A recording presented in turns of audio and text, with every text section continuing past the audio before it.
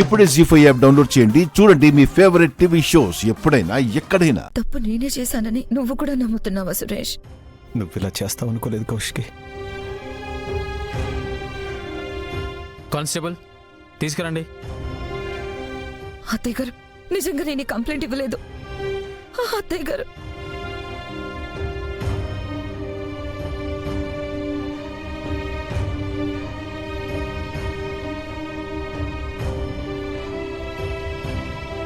అది కాదు సురేష్.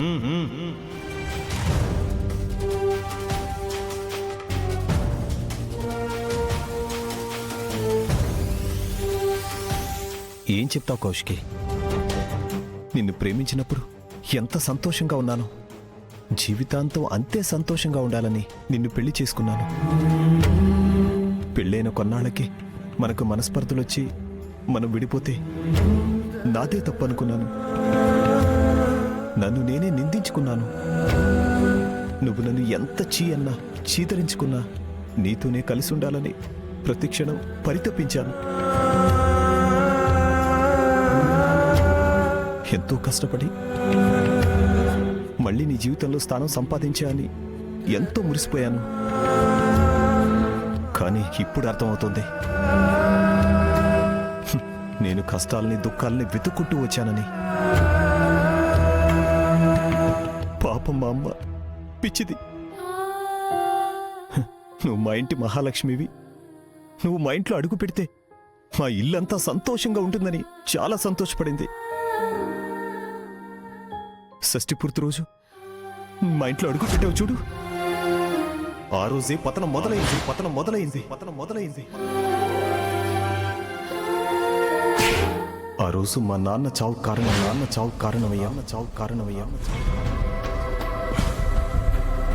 మా చెల్లెలు జైలు పాలవడానికి కారణమయ్యా.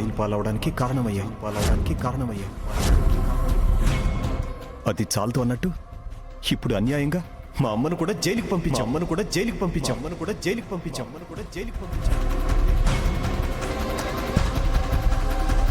మా కుటుంబాన్ని ఇంత నాశనం చేసి కూడా ఏమీ తెలియనట్టు నటిస్తున్నావు. సురేష్, నేను నటించడం ఏంటి?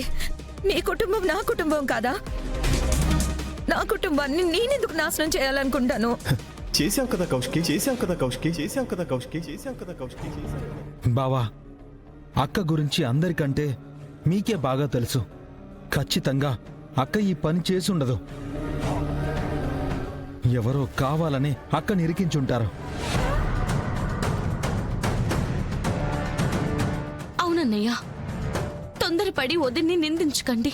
తొందరపాటు నిర్ణయం తీసుకుని ఈ తప్పు చేయని మా అమ్మని నిందించింది ఈ కౌశికి. ఇలాంటి వాళ్ళతో కలిసుంటే ఈరోజు మా అమ్మకు పట్టిన గతే రేపు నాకు పడుతుంది.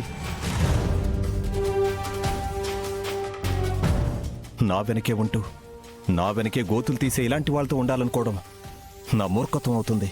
Suresh, good bye Kaushiki. సురేష్, బావా, బావా, నిన్ను వదినా, అమ్మే, వదినా, అమ్మే, ఏం చేస్తా ఉండవు? వదినండి.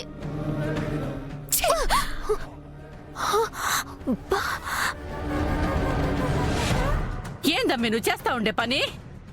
నిషిక మనింటి కోడలన్న విషయం మర్చిపోయి ఉండవయ్యింది. అత్తయ్య గారికి వ్యతిరేకంగా సాక్ష్యం ఎందుకు చెప్పింది పిని?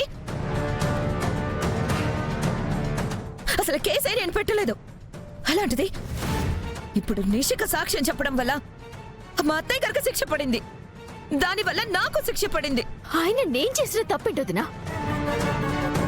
మీ అత్తయ్య గారు మన కీర్తిని కిడ్నాప్ చేయాలని ప్రయత్నించటం నిజం కదా? అది ఎప్పుడో అయిపోయిన విషయం కదా నిషిక. దానికిప్పుడు శిక్ష వేయడం ఏంటి? నాకేం తెలుసుదినా? మనింటికి సంబంధించిన ప్రాబ్లం కాబట్టి కోర్టుకొచ్చాను. అప్పుడు జరిగిన ప్రమాదం మళ్ళీ జరుగుతుందేమో అని భయంతో మన కీర్తి మీదున్న ప్రేమతోనే సాక్ష్యం చెప్పాను. అందులో తప్పే ఉంది. నిషిక చేసుండేది ముమ్మాటికి తప్పు కాదు కౌశికి. యువరాజ్, ఇంట్లో వాళ్ళని కోర్టుకు రాకుండా చూడమని నీకు చెప్పాను కదా. నేను ఫోన్ ట్రై చేశానక్క. నిషిక ఫోన్ నాట్ రీచబుల్ వచ్చింది. అమ్మేమో ఫోన్ తీయలేదు. నా ఫోను ఇంట్లోనే మర్చిపోయి ఉండాను రాబోడా.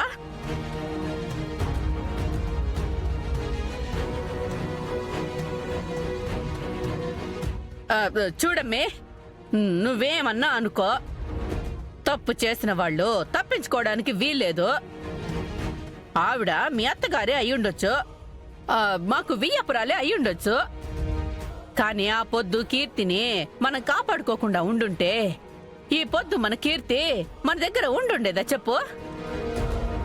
కానీ ఈరోజు నిషిక చెప్పిన సాక్ష్యం వల్ల వదిన జీవితం కూడా రిస్కులోనే పడింది కదా అత్తయ్య గారు. కౌశికి జీవితం రిస్క్ లో పడాలని కదా జగదాత్రి ఇలా ప్లాన్ చేసి ఉండాది. అయినా కేసు పెట్టిన మీది తప్పు కానప్పుడు సాక్ష్యం చెప్పిన నాదెలా తప్పవుతుంది వదినా? కౌశికి, అసలు నువ్వు కేసు పెట్టకుండా ఉండుంటే ఈ విషయం ఇంత దూరం వచ్చేది కాదు కదమ్మా. మావయ్య గారు, వదిన అసలు ఏ కేసు పెట్టలేదని చెప్తున్నారు కదా, మరెందుకు అందరూ వదినే కేసు పెట్టినట్టు మాట్లాడుతున్నారు?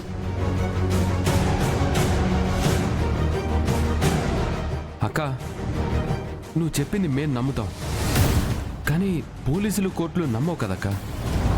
ఎందుకంటే వాళ్ళ దగ్గర నీ సంతకంతో ఉన్న కంప్లైంట్ పేపర్ ఉంది కదా. అక్కని ఇరికించడానికి ఎవరైనా ఫోర్జరీ చేసి ఉండొచ్చు కదా. లేదంటే అక్కకు తెలియకుండా అక్క చేత్తోనే సంతకం పెట్టించుండొచ్చు కదా.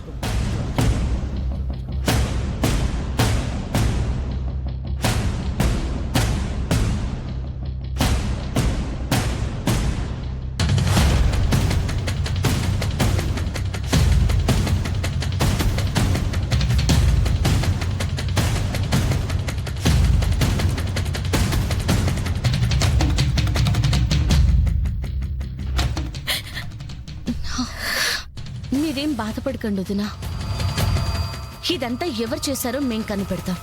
మీరు పదండి.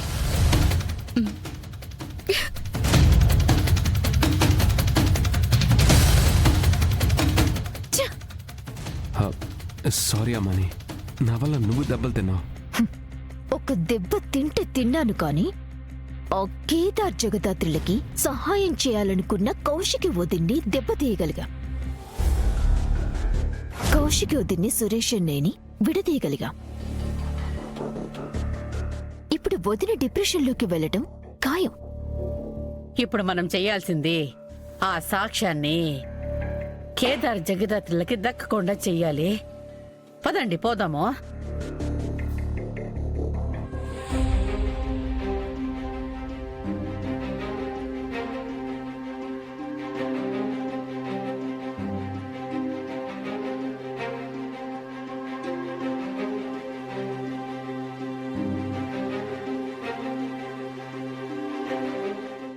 జీ5 యాప్ డౌన్లోడ్ చేసి అన్ని ఎపిసోడ్స్ పూర్తి ఉచితంగా చూడండి.